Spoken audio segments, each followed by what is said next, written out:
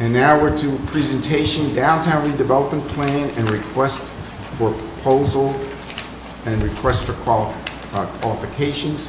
This is the highlight of the evening.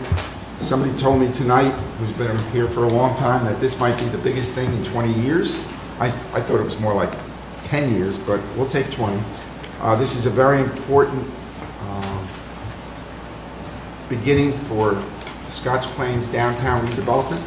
There've been, as mentioned before, there have been efforts before to do this, but this, I believe, is a bipartisan, well thought through plan that's going to reap benefits for Scotch Plains. So I'm going to look at... Yeah, let's turn it right over, Mayor, to Tom Stroh's going to set it up and call on our planner and attorney to go through the information. Absolutely, yeah. I'd like to have Mike DISTRICTA and Jeff Lair come on up here. While they're making their way up here, and before I turn it over to them, I'd just like to take a moment just to remind everybody of how we got where we are today. The Scotch Plains Downtown Redevelopment Committee was established in March 2017 to advise and assist the Mayor and Township Council on the redevelopment of the town's downtown. After the Planning Board conducted a preliminary investigation of the Tier 1 Phase 1 Downtown Redevelopment Study Area, the Township Council adopted Resolution 2018-72 on March 20th, 2018 to formally designate the Tier 1 Phase 1 redevelopment area as an area in need of redevelopment, which officially authorized the Scotch Plains Downtown Redevelopment Committee to draft this plan. Additionally, in January 2018, the Township signed a settlement agreement with Fair Share Housing, which called for redevelopment plans for our downtown to help satisfy our third round affordable housing settlement requirements. Since its establishment, the Redevelopment Committee, which contains 21 members, including 7 residents and 7 business property owners, has worked tirelessly to develop this plan. Our public outreach efforts have been second to none. We've had an open and transparent process. Since April 2017, the Redevelopment Committee has held over 20 public meetings, had specialized subcommittee meetings, posted agendas, minutes, and videos, and key information on the Township website and social media, and shared meeting information in Township e-blasts. Our Facebook Live video recordings of our meetings have reached a combined total of over 9,000 views. The Scotch Plains Downtown Redevelopment Committee has had a presence at various Township events to seek community feedback. We've also developed 3 town-wide public surveys over the last 2 years to seek input from the community on various downtown redevelopment policies. Our surveys included a visual preference survey to get public feedback on architectural guidelines for the redevelopment plan and a downtown needs assessment questionnaire for downtown business and property owners. In total, over 4,200 people participated in our surveys.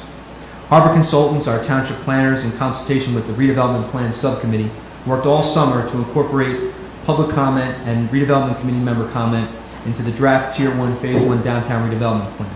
On September 5th, 2018, the Scotch Plains Downtown Redevelopment Committee presented the draft plan at a special public meeting to seek additional comment from property owners, business owners, and residents about the plan. Letters were sent out to downtown business and property owners before the meeting, inviting them to attend.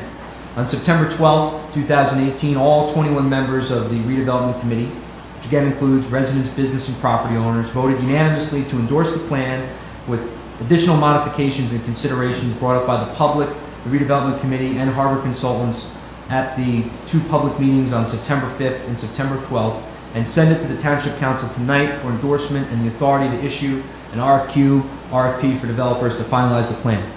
After 33 years of conducting studies and reports, this Township Council has finally moved to develop a plan to make our downtown more vibrant and provide for and encourage a mix of commercial, residential, and recreational uses that promote economic development opportunities for all residents to enjoy. This plan is the beginning of the process and sets the guidelines and standards for architecture, open space, permitted use, signage, parking, streetscape, infrastructure, traffic circulation, and public arts, while satisfying our court-mandated affordable housing settlement requirements to create a design competition among developers for the best proposals for downtown for the Township Council's consideration. The plan reflects the consensus views of residents and downtown stakeholders, and I thank all those who have offered input in this plan. With this plan, the Township maintains full control over its properties, and we have full negotiating power with developers to finalize a plan for the town. Your endorsement of this plan tonight will signal to developers that the Township is serious about downtown redevelopment. And before I turn it over to Mike, Mayor, I don't know if you had anything you wanted to let's go right to Mike. add. You want to go right to Mike? Let's do it, professionals.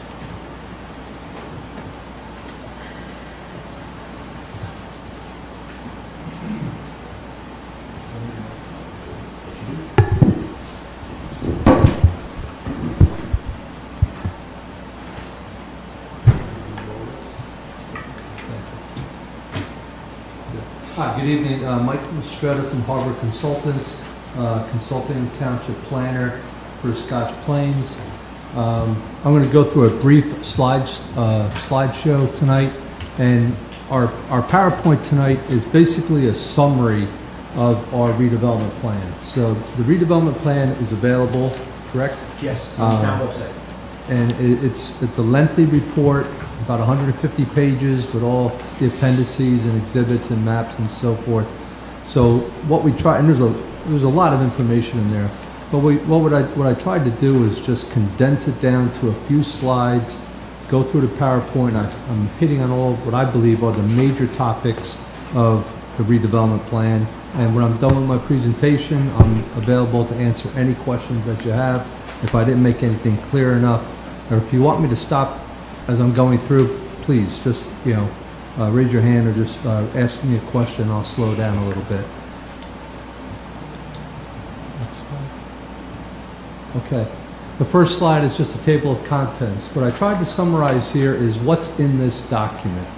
There's a lot of information again, and I just hit on, I'm not going to read all of them, but you can see up on the table of contents, it's really broken into two phases.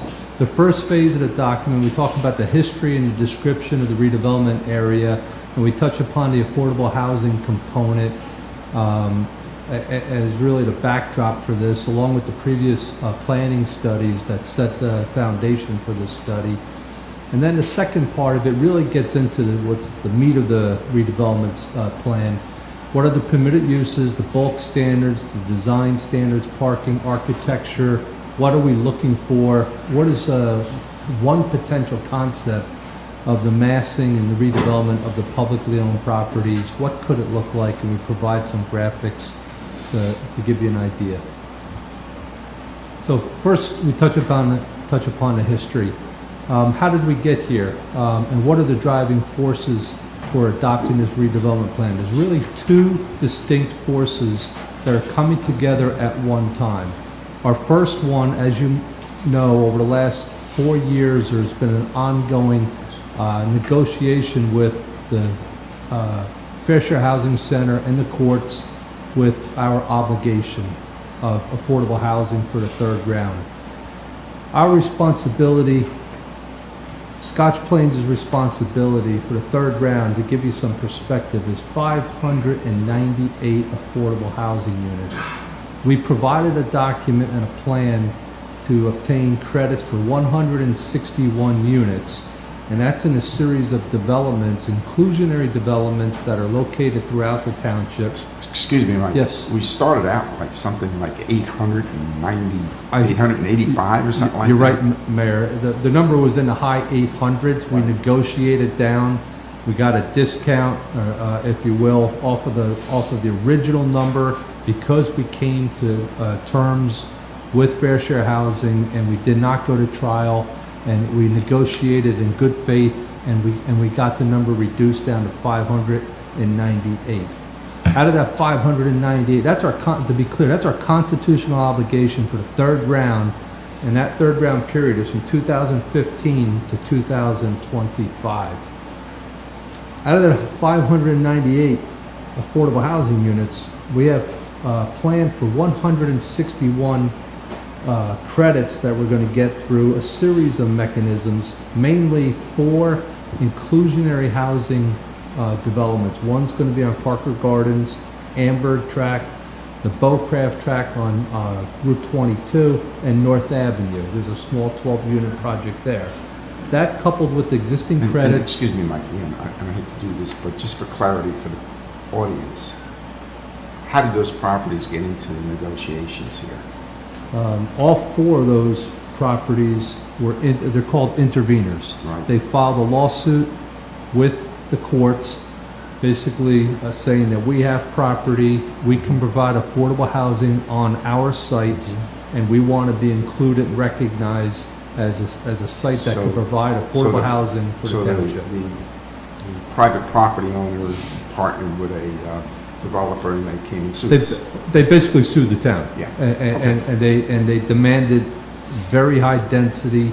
And And so the court found that we owed 598 or whatever it is, and so this was part of how we settled it. That's correct. And I'm not trying to skip over those, but No, I'm going to be back here another night to Yeah, talk about I was those. just going to say, we probably need to do a lot of Facebook Lives on these things Yeah. that just covered, but I know there's been a lot of questions coming up lately, and I hate to slow you down a little bit here, but on this matter, I just like people to understand, we didn't just come in here and say, hey, do this. We were sued. Well, and Mayor, I think the buzzword is the builder's remedy. Yes. That's what's often referred to when the builders come and sue the township in order to spur the development. Correct. Okay, thank you.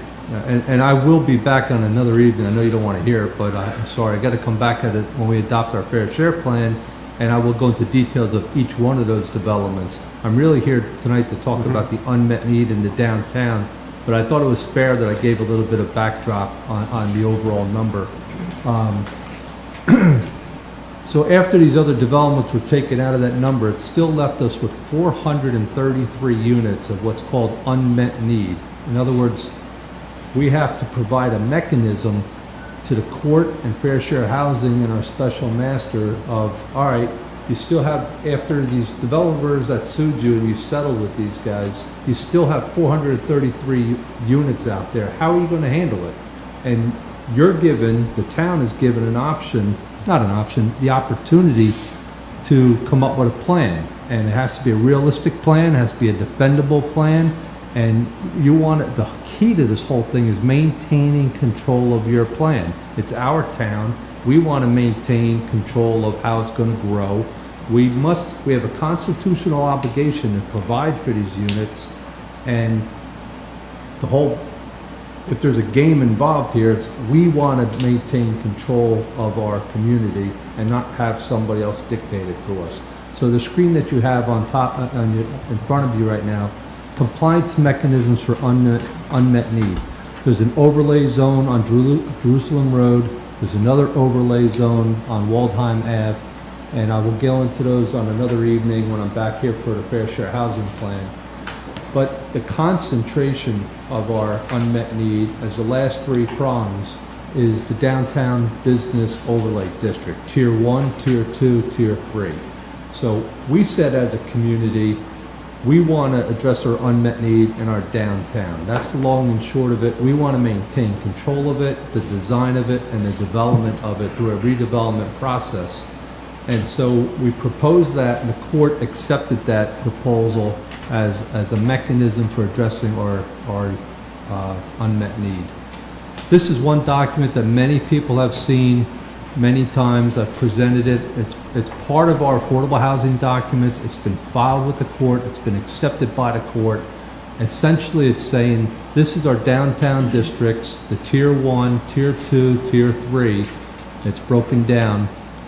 Tier 1 is so large that it's further broken down into 3 different phases. And to be clear, tonight we're only talking about tier 1, phase 1, which is the green area on the screen. It's the core of our downtown. If I could say, it's the most complicated, the most difficult portions of properties to be redeveloped, but it's where we sit tonight. Our municipal complex sits squarely in the middle of it. So as part of our court obligation, we agreed to do a redevelopment study and a redevelopment plan of these areas. Now, the second prong, I said there's 2 prongs. The second prong is the history of our downtown. Tom briefly mentioned it. I'm not going to go through every one of the studies, but the township over the years, over, what is it, the last 34 years now. Dating back now, we've been representing the township for 2 years, but as a planner, you're supposed to go back. You don't want to reinvent the wheel. The town has spent an awful lot of money on planning studies, engineering studies, architectural studies. So our responsibility is to go back and what is on the books in the town, what were the previous administrations considering, and what were their thoughts and so forth. And going back for 34 years, the town has prepared what I would say are 7 comprehensive planning studies that, for the most part, you'll see the date, they started back in December 1984, all the way through December 2016. And what were the major findings of those 7 studies over those 34 years? And the major points were reconstruction of municipal parking lot number 2. One item you heard throughout all of the studies was build up, not out. Downtown Scotch Plains should solidify, consolidate, and intensify. This should be the principle guiding the review of development proposals and the modifications of the zoning ordinance. Central Business District was a concern in 1988, as it was in 1982, and before that in 1976. So this concept has been floating out there for quite a long time. Report addressed need for redevelopment of downtown and redevelopment of both increased commercial and residential uses downtown. Encourage mid-market residential development in and near the business district to put more customers within walking distance. There was talk in these reports of redevelopment of the municipal complex site, the property that we're on tonight, and the consolidation of the individual parking lots. These 4 districts comprise of 45 properties, and they're designated as an area in need of redevelopment, as Tom said, back in March 20th, 2018. And they're so large that we subdivided into 4 separate districts, which total 15.98 acres. Again, this is the overall, and what I'm doing here is, and I apologize for the change in color, it shouldn't have. Again, we're only speaking about the green area this evening.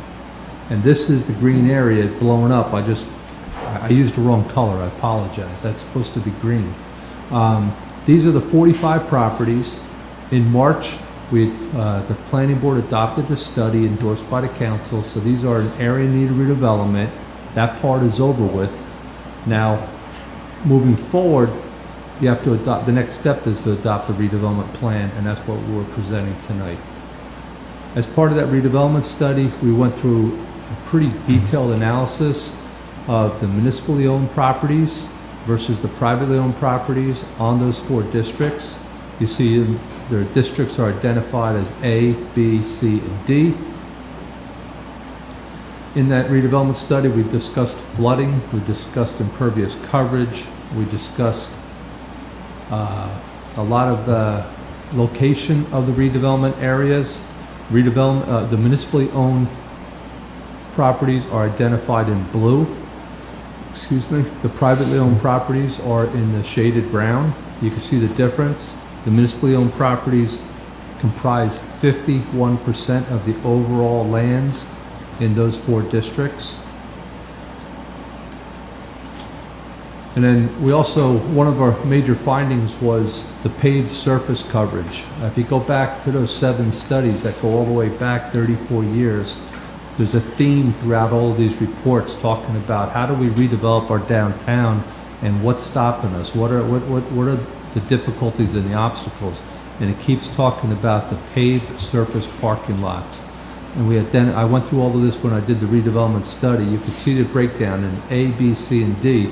Keep in mind, this is our core downtown, and we're primarily a parking lot at the end of the day. Up in District C, we're 65% paved surface parking lot. That's the majority of your land in your downtown. So when we put it all together, we use this as one of the criteria for finding the properties as an area in need of redevelopment. And then once we approved that, so completed that study, and that study was approved by the planning board and endorsed by the council, the next step, and what I'm presenting tonight, is the redevelopment plan for the Tier 1 Phase 1 area.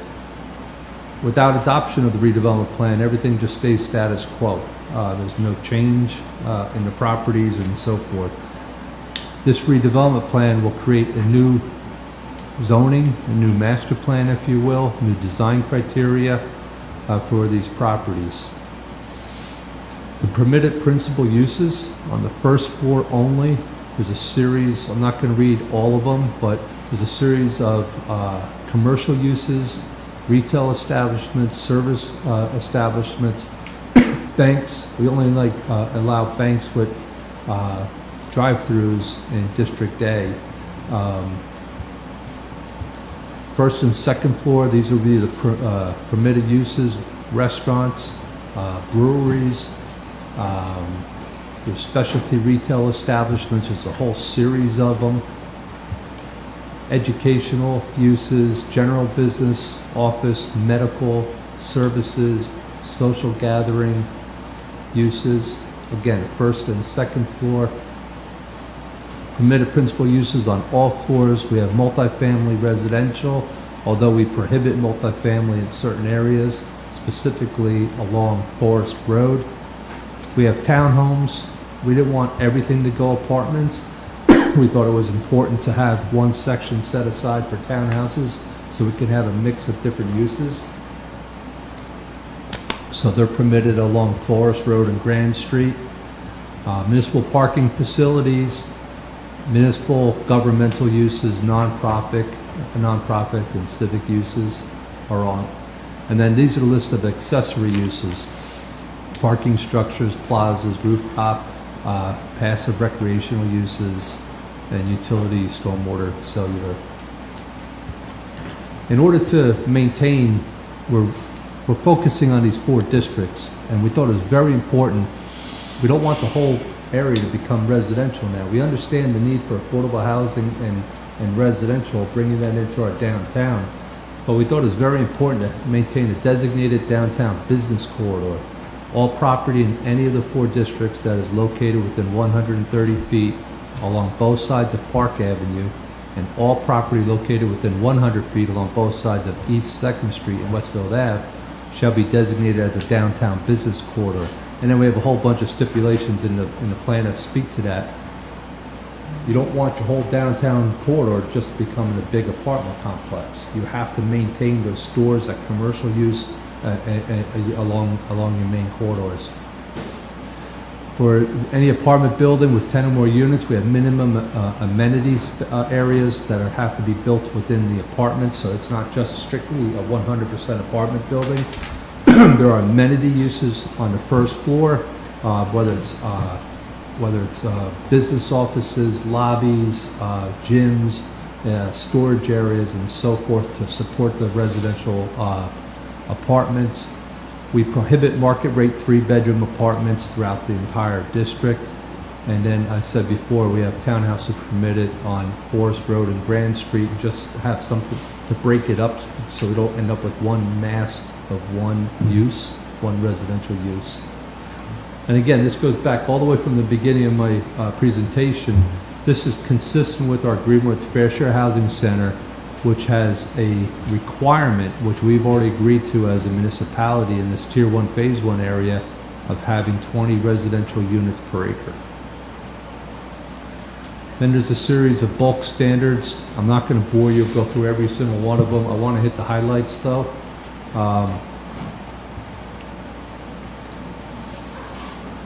The highlights, I think, are in this portion, and I just want to get to the heart of it under bulk standards for District A.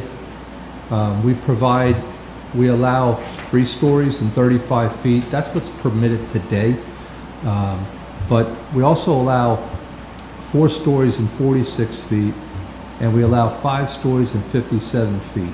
But if you read this one very carefully, there's a definition of building height and the requirements for that. The height is tied to building setbacks and public open space. I thought, having done many of these, I don't think it would be in the public's best interest if we limit the entire thing to just call it 3 stories over in the entire area, and the redevelopment areas get redeveloped that way, and you end up with very little public open space. One of the very key components of this document is we're given the opportunity to create we want some creativity in the building design, location, and so forth. And I'll end up there, but not to go back to my beginning of the slides. We're talking about the heart of our downtown. Public space in this redevelopment plan is a key component. We're allowing the opportunity to go a little bit higher, set your building back. The buildings are only allowed to be 3 stories at the street level. If you go up to the 4th level, you have to step the building back That's one component. The other component is you have to provide a public open space at the street grade level, so that it can be enjoyed by everybody. And that space then has to be placed between the road and the building. So if you choose to go up, you're actually pushing the building back and creating a public space to be determined between the road and the building itself. So not everybody's going to do that, but if at the same time, I think without it, the plan would not work as well, because you would basically take the creativity out of the plan. Everybody goes 3 levels and you don't get any public space out of it. So I think it's a very creative way to bring public open space in our downtown. This is just a concept sketch for District A that we came up with.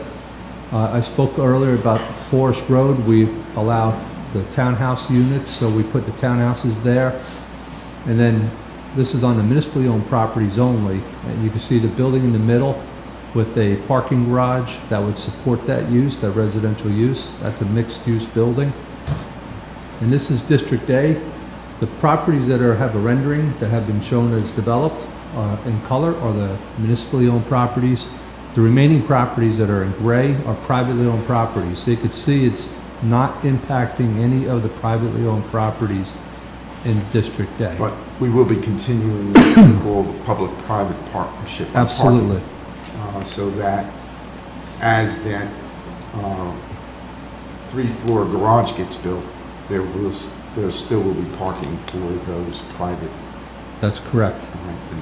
and I'll get there, but we have a stipulation in the redevelopment plan that when I spoke about the surface parking lots, as each one of those surface, which we own, those surface public parking lots are redeveloped, the redeveloper has to first reconstruct within that use what's there today.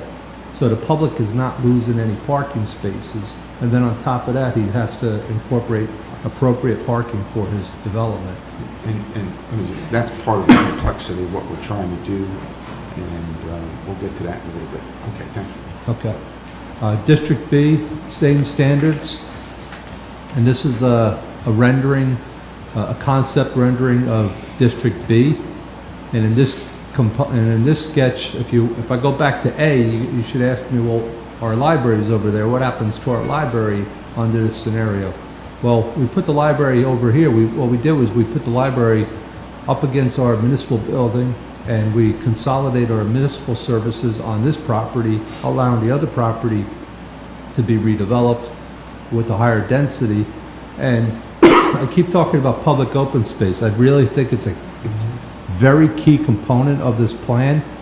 And why would I recommend going with a higher level of development above 3 stories? Because I think as a planner, I've done it many times, you could take that 4th level or that 5th level and you could step it back. It's not at the street level. It's not a wall, if you will. It's pushed back, and you create this public open space. And in the middle of this plan, you see this open space that we put together. This is just one idea, one concept. You could do it many different ways. But in my opinion, that public open space is critical to having a successful downtown. It could be used for many different reasons. If it's constructed by the developer and maintained by the developer, but allowed by our public, I think it's a benefit for our entire community. And you can see in this sketch here, there's a series of garages. Each one of the brown buildings would have its own parking garage to support that use. And again, if I could just add about the 5 stories. Sure. Part of our constraint is we do have to meet the requirements of our affordable housing agreement. And to get to that 20 units per acre, if you are going to provide this kind of open space, which is really great, then you got to provide those units someplace, so you go up. Correct. So the idea here is to allow the higher density in the core downtown area, but capture the public space that is needed. If you're bringing in this many new residents to our downtown, obviously parking is number one. This plan fails if there's insufficient off-street parking constructed with each one of the districts. But equally important is the public open space component. So what we don't want at the end of the day is just a series of apartment buildings after apartment buildings with no open space. Excuse me. District C, again, redevelopment of only the municipal parking, a publicly owned property. This is a 5-story residential building with a 3-floor garage with a green roof component. You can see that it's built around the existing privately owned properties. And then District D, we treat it very differently. We bring everything down to the 3 stories, 35 feet. Excuse me. And you can see the redevelopment of the municipal property there with just a 3-story residential building, and that would have its own garage also. And when you put all 4 of the districts together, this is the sketch that we came up with. I want to be very clear to everybody. This is one concept. This is one idea that we came up with to show the massing and to show how the properties could potentially work. When this thing goes out for the developers to take a look at, I would imagine, you know, if you give it to 20 different design teams and 20 different developers, you're going to get 20 different solutions to this redevelopment plan. So just keep that in mind. We're trying to set standards that allow for creativity and flexibility, and there's going to be many different outcomes or possibilities here. Mayor, this is what we're talking about, the private participation. There's specific language in the redevelopment plan and additional language in the RFP, which I'll let Jeff speak about. But we're inviting a private-public partnership here. I just went through a series of sketches that only show the redevelopment of the publicly owned parcels. But keep in mind that all 43 of these properties are located in the redevelopment study area and redevelopment plan. So there's nothing that prohibits. In fact, we encourage the privately owned properties, those properties that are shown in gray here that are not shown as being developed. There is specific language in the redevelopment plan where we want the private property owners who want to be considered to engage the developers early on within their district, within this redevelopment area, to see if there's any interest to have their property redeveloped also. And one thing at the bottom here is very important to point out. I've said it before if you heard me when I did the redevelopment study, and I apologize, I have a horrible cold tonight, so I can't hear myself think. When I did the redevelopment study, what we're showing here on this plan is, and it goes back to the relationship between the private property owners and the public property owners, until we get the structured parking in place, there's really no ability for the private property owners, unless they consolidate a number of the properties on their own and do their own project, to do any type of significant density, because most of the privately owned properties are very small, narrow pieces and could not reasonably be developed in accordance with this plan. But once we get the parking structures in place, that'll take the pressure off and allow these other opportunities to flourish. We have parking ratio requirements. Spoke with Bob LaCosta, my office did. We went over those and we made some of those a little bit tighter. If you saw the September 5th version versus this version, we made some tweaks in there at Bob's request. Bob, I apologize, I didn't take them all, but I took most of them. We have a lot of design requirements about parking structures. Parking structures will be a very key component of this redevelopment plan. We are replacing, I think it's 535 parking spaces have to be reconstructed on these parcels before the new development comes in. So, and then that new development is going to bring its own parking requirements, which are in here, which are 2.0 per apartment, for residential unit, and so forth. So structured parking lots and their location, how they're constructed and how they're viewed from the street is critical, and we think we've addressed that because we want, there's strict requirements in here about The parking structure is being designed with the same building materials as the main portion of the building. They're going to be a very key component, but we just don't want them to be an eyesore. There's very specific traffic circulation requirements, parking studies, traffic studies that each of the developments are going to have to submit. There's a proposal that we put on the table. There's a possibility for Bartle Avenue. We're given the option of Bartle Avenue to be redesigned, or even maybe we could potentially close the street or make it a one-way street if enough of those properties are consolidated and you have an improved traffic circulation. And we eventually moved the rescue squad. Yeah, yeah. There's a Closing lot the of street, one rescue squad. a lot of components involved with that one. Architectural samples, we did a study, a visual preference survey. These are the four that we have included in the redevelopment plan as what the public, when we did this survey, has voted on and has requested to be the look that we're looking for as we redevelop these properties. There are extensive architectural design guidelines controlling and managing every component of the design of the buildings, parking structures, streetscape improvements.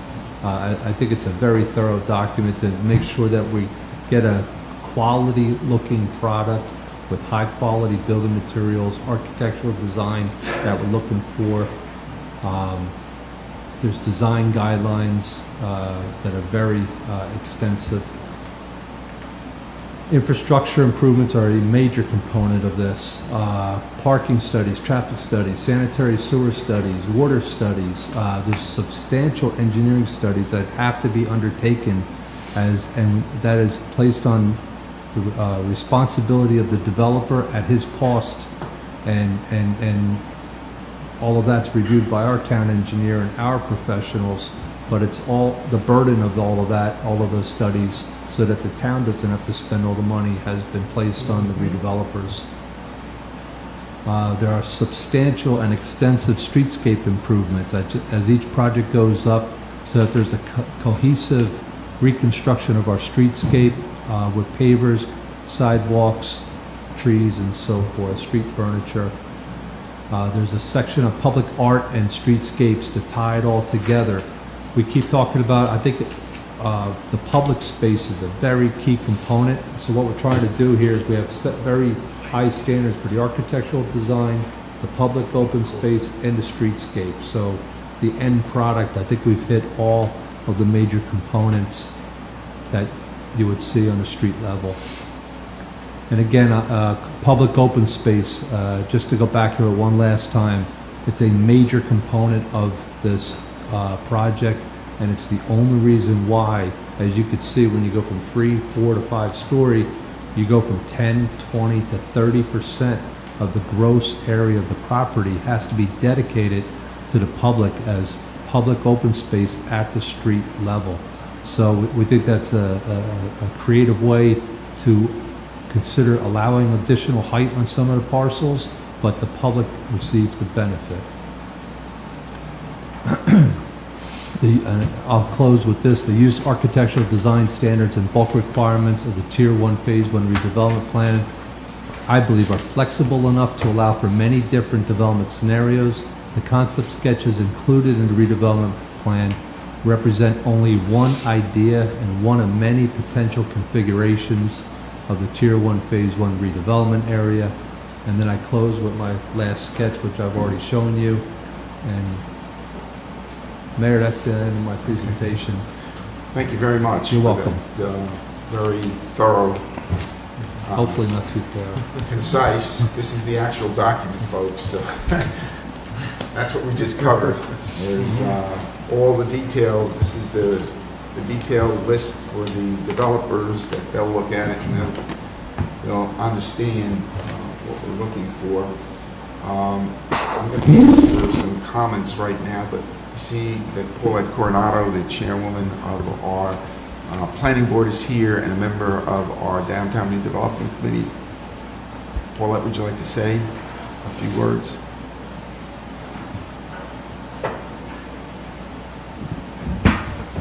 Oh, There we go. Thank you, Mayor.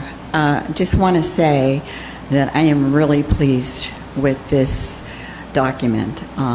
It has been a long, arduous task, and I want to compliment you and Mr. Mistretta and his associates and Tom Stroh for being the leaders on this, with, of course, the help of the planning board.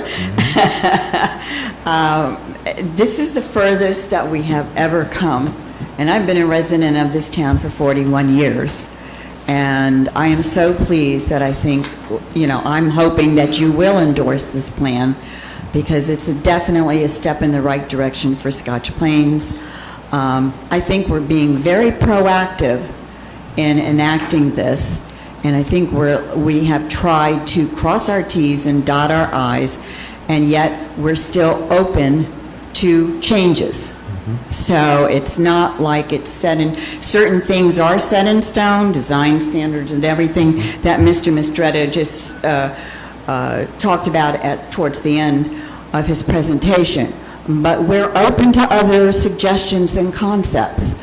But we have a serious obligation, this town does, and I think by being proactive and meeting the needs of our constitutional obligation, Mr. Mistretta working very hard to get our original number down, as well as Mr. Lair and Mr. Robertson and our other attorneys involved. That speaks a lot.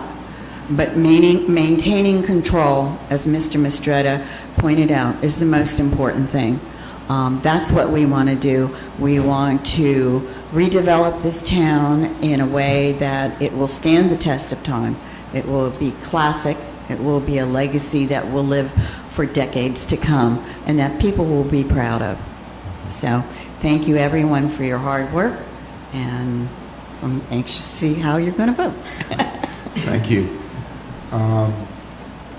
Anybody else from the redevelopment committee want to say anything? I see shaking heads of, no, Mr. Pasucci, hold on. Nobody else wants to speak? Okay, Mr. Pasucci, yes.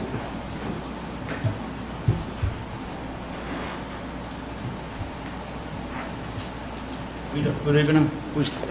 Guido Pasucci, Sagar Place, Scotch Plains. Mr. Mistretta, can you highlight District B?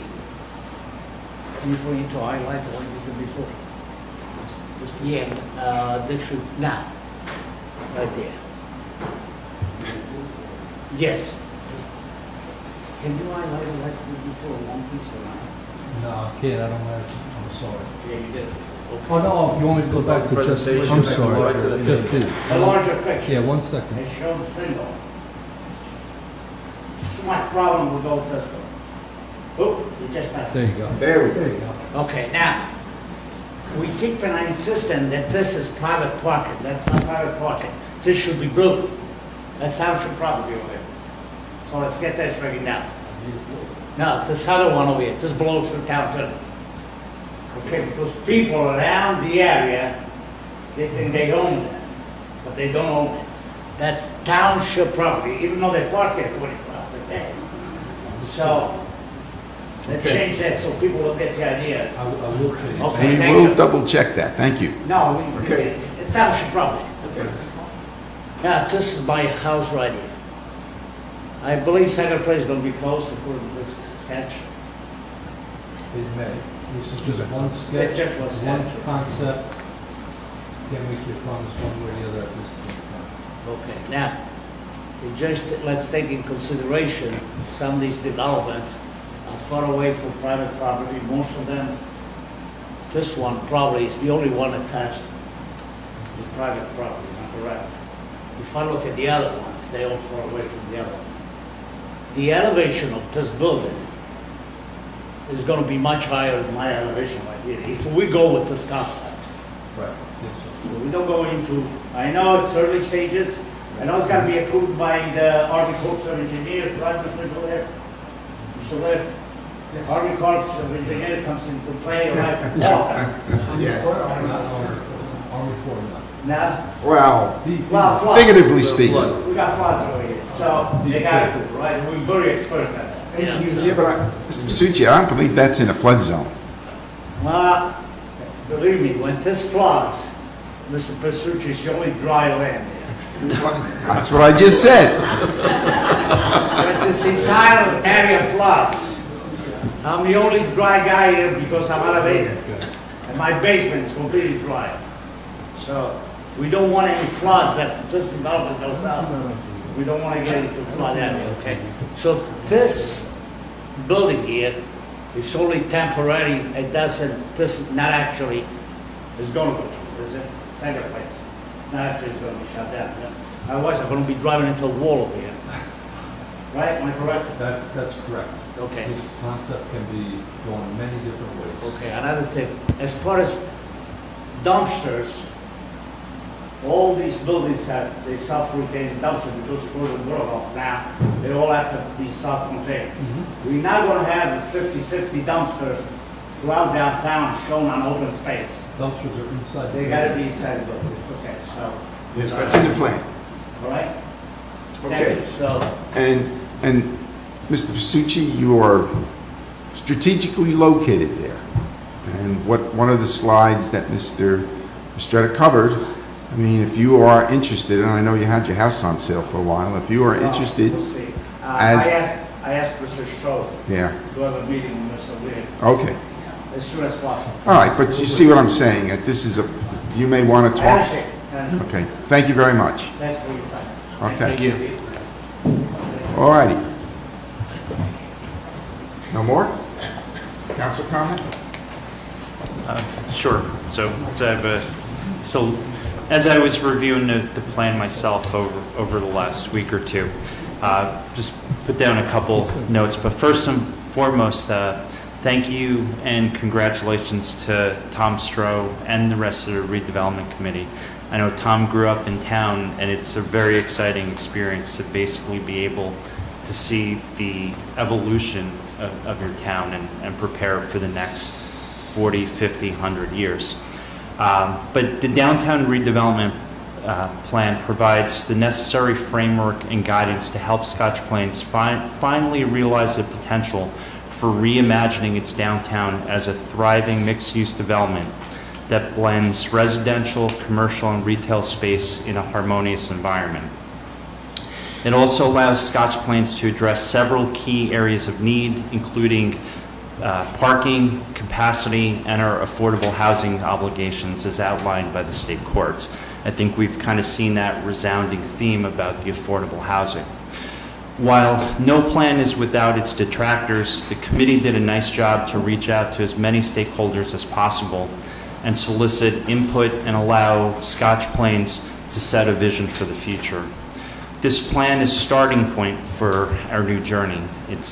The focus can now shift to the RFQ process and provide developers with an opportunity to present ideas to meet the Downtown Redevelopment Committee's strategic goals. So therefore, the redevelopment plan itself is a living document, and it will allow us to adapt and adjust as we need to meet the community's interests. So this, as has been alluded, is a concept. It gives us a starting point. It gives us a framework to share ideas. So while approving the plan tonight is a major step, it's only the first step in what will be a multi-year journey in transforming Scotch Plains for the future. But just to share a personal anecdote, so my office is in the old Hain building in downtown Newark. So many people know that, shopped in it in the 60s. And when I went to law school at Rutgers, Newark, it was basically a big abandoned building in some of the most prime real estate in downtown Newark. And the L&M company, the development firm, did an absolutely beautiful job of transforming the building. And every client that comes to visit is just in awe about how beautiful and magnificent the building has become. And it blends common space for public usage. We had a great event for my company, the Newark International Film Festival and the Street Fair, all going on a couple weeks ago, and it was great. There were a few thousand people in downtown Newark. and just the energy and vibrance of the community was great. And this is a building that was essentially abandoned for years. So when you think about the potential that just the open space that we own, because what we're talking about here is land that the town actually owns itself, and it gives us an opportunity to really harness the power of the space that we actually own today and do something that's really transformative and allows us to be proud of our own community and we don't have to leave town to go to a nice restaurant, to enjoy open space, to go to community events. Kind of leading one of the largest community organizations in town, in our soccer association, we actually struggle finding places to meet. So it's nice to be able to bring that activity downtown, not just for us, but for other groups, because what helps the restaurants is having activity around them.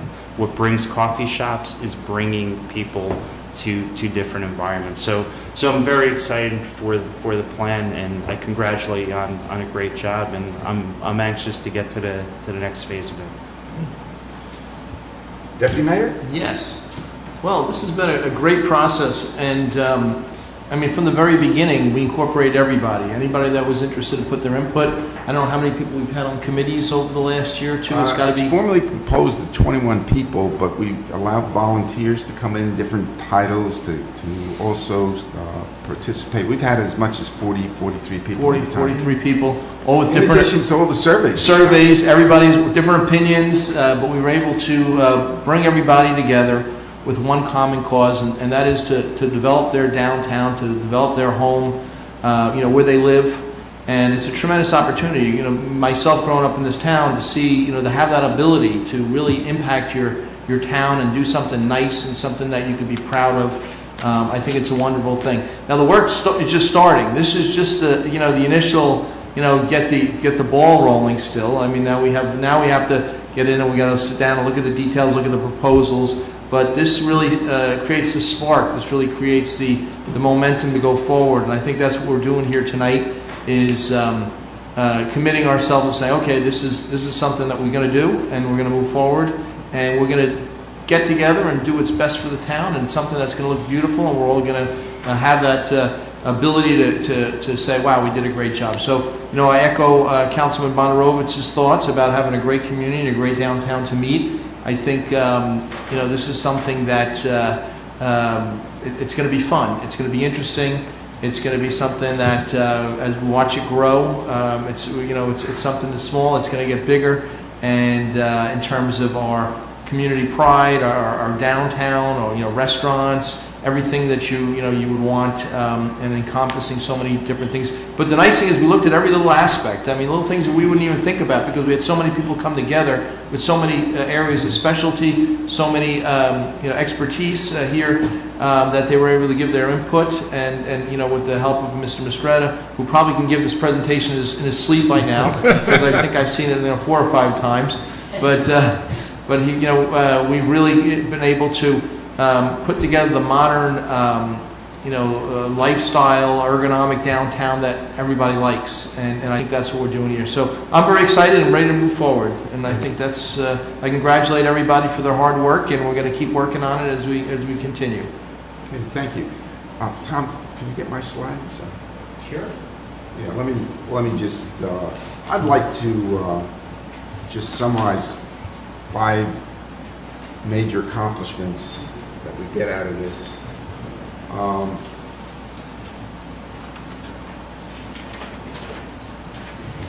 First of all, and these are included in our goals and objectives. So I just took 5 of the most important, what I thought I'd like to make sure that everybody understands. This plan provides for and encourages a mix of commercial, residential, retail, recreational uses that will promote economic development, leading to increased tax ratables, new jobs, and growth opportunities to the benefit of the entire Scotch Plains community.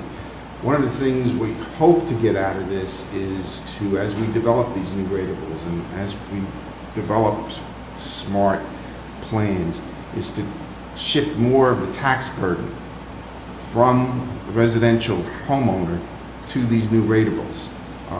Towns around us have done it. Cranford has got their residents are only paying 82%, where Scotch Plains pays 90%. So in addition to all the new economic vibrance we're going to have, we'll hopefully also stabilize our taxes. Efficient parking. Consolidated, efficient, municipally owned surface parking. Municipally owned lots into structured parking and shared parking partnerships that will allow for new and different types of development uses within the downtown. Parking is so key to this. As we go forward, the development of that parking and how we do it and how we, Mr. Pasucci was pointing out, how do we do this so that it all works?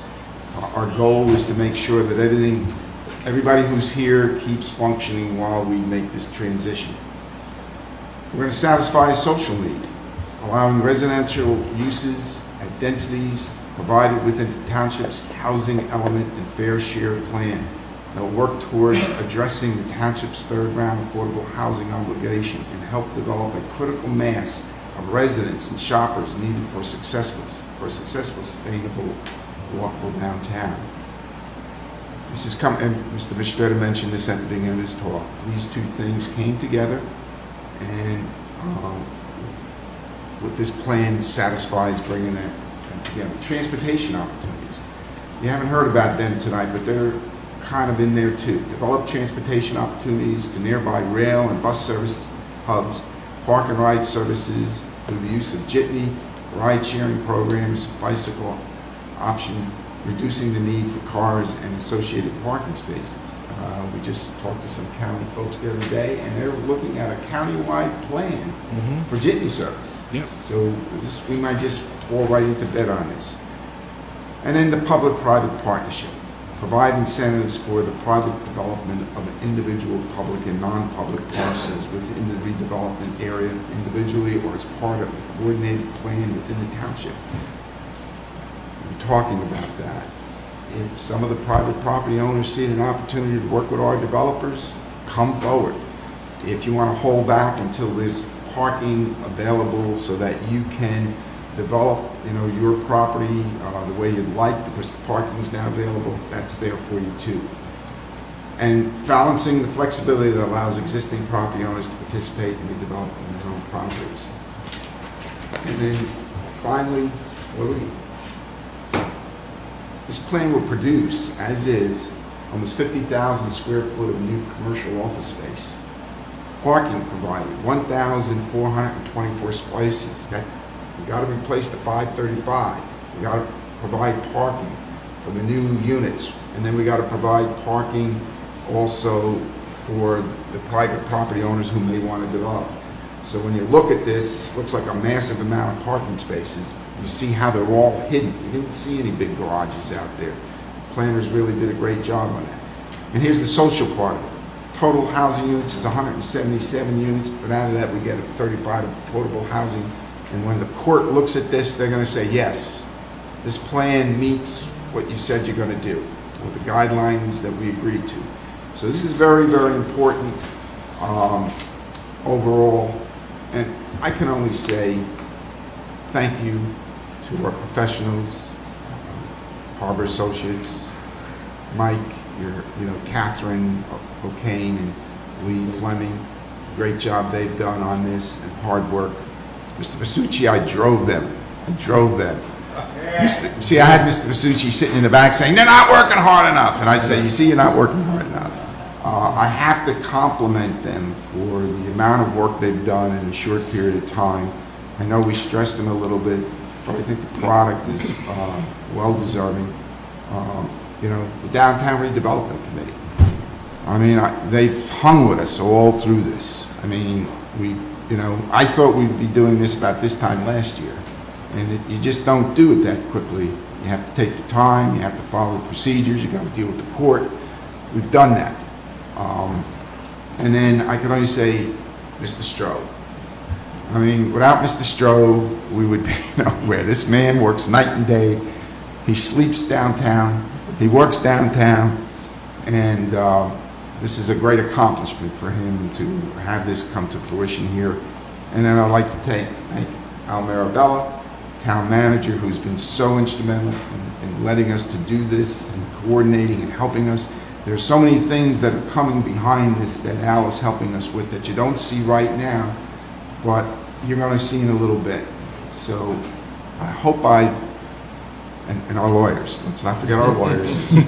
Always the lawyers. We love the lawyers. I mean, Jeff has been very helpful in guiding us through this.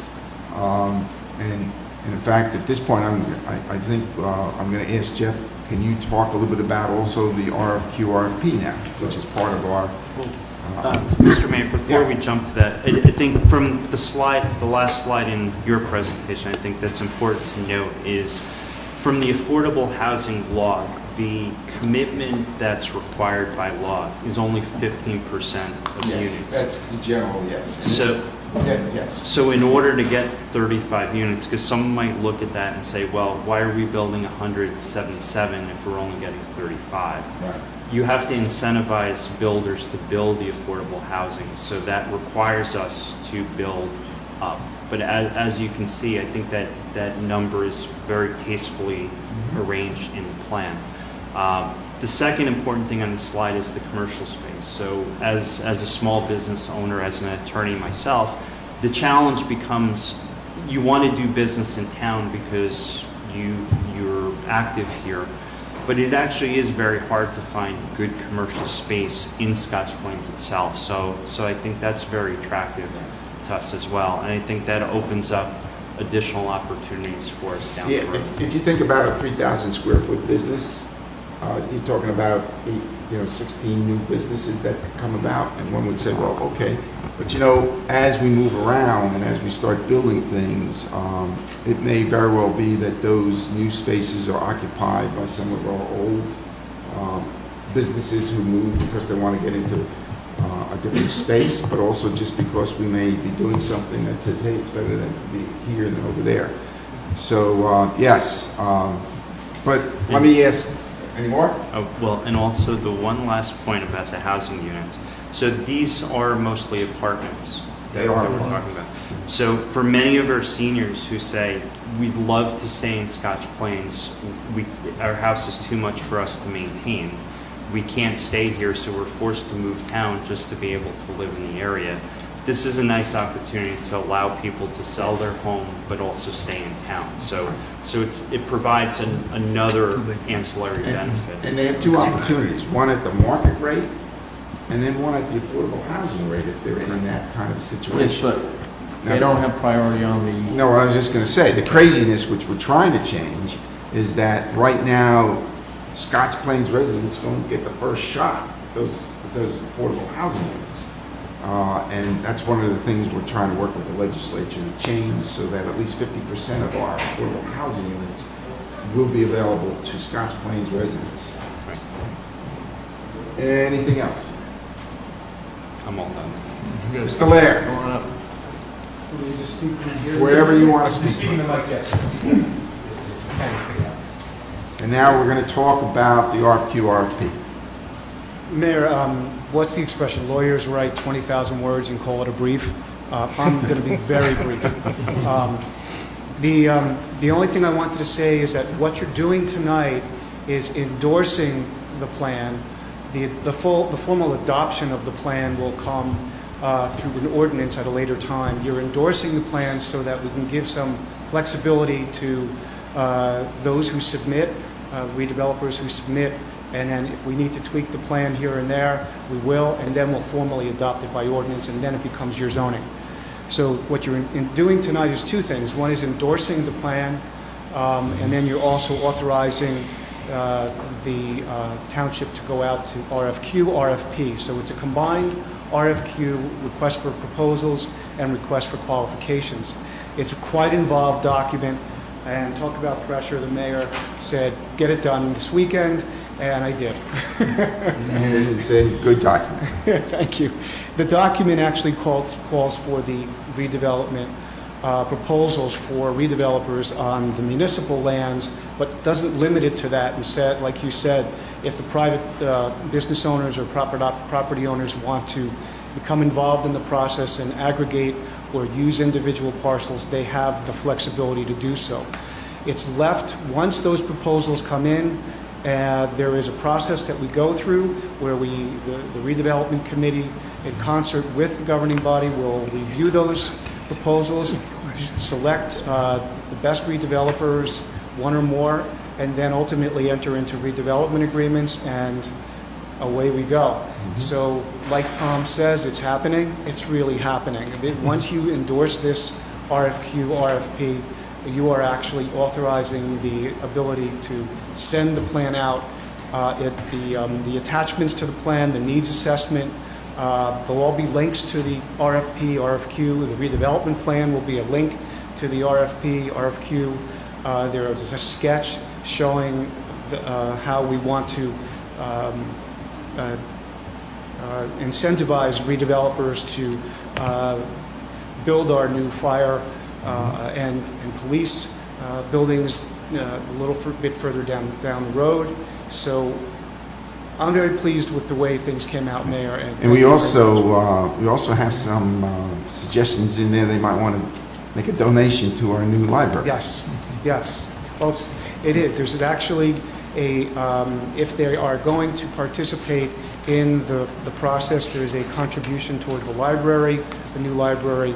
We want to have some control over that library and how it's built and what it looks like. We don't want a redeveloper coming in and putting half of an effort on something like that. That's a real gem that we want to have some control over. Mm-hmm. So there is a mandatory, actually, contribution. Okay. I just have one quick question. We are going to be, with this RFQ on this bid proposal, we are actually going to be selling a lot of public land, basically. Have we had an appraisal or an assessment of the public land at this point? Not at this point, but there will be. Okay. Yeah. There will be. Because if we get some, proposals, then I guess we should know what the value of what we have, because it's, prime downtown real estate that we want to make sure. Right. And then I will take into consideration, moving buildings and all that as well. Correct. In the process. Yes, and that's one of the key things that will happen. My late wife, who was a realtor, I always just say, well, what's the value of that property? She says, whatever the market will pay for it. I think key in this plan is the more a builder can build, the more valuable the property becomes. That's another aspect of what's going on here. So, can I just say one thing, Mayor? Yeah. I just wanted to say, I've lived in this town for a long time, for many years, you know that. Yes. And I have been promoting this concept for many years, you know that. But you had the vision, you had the leadership, and you're making it happen, which I give you tremendous credit for. The council, the members of the downtown committee, Paulette, Tom, amazing. And particularly, I have to tell you, Mike and his team is heads and shoulders over any other redevelopment team I've dealt with. Lee and Catherine, Vic, just amazing people, and they really got it done, and they did an amazing job. Okay. Any questions? Councilman? Again,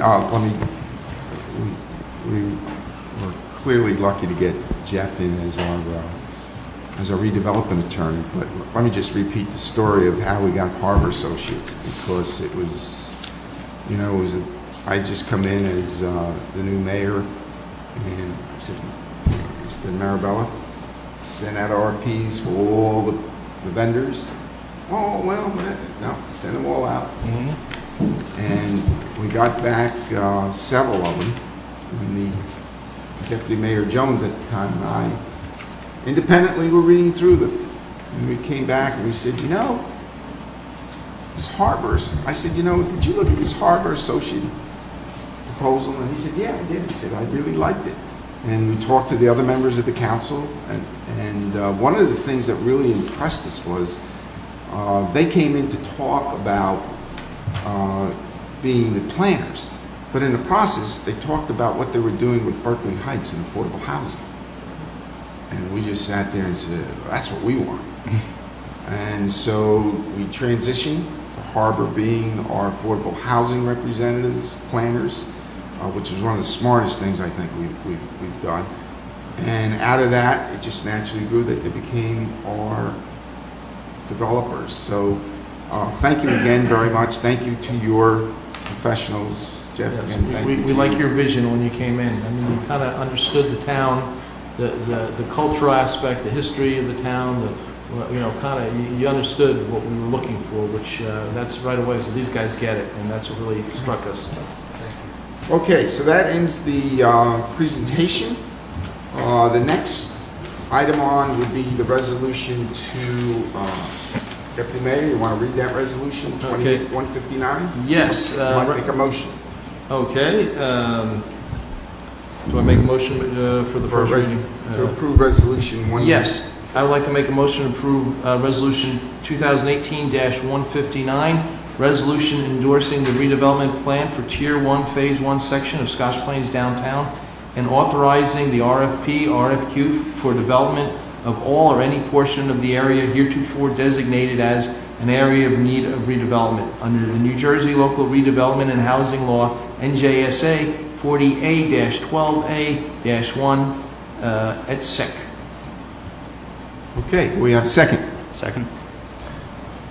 Ms. Lucina? Mr. Bondarovitz? Yes. Mr. Spera? Yes. Mayor Smith? Yes.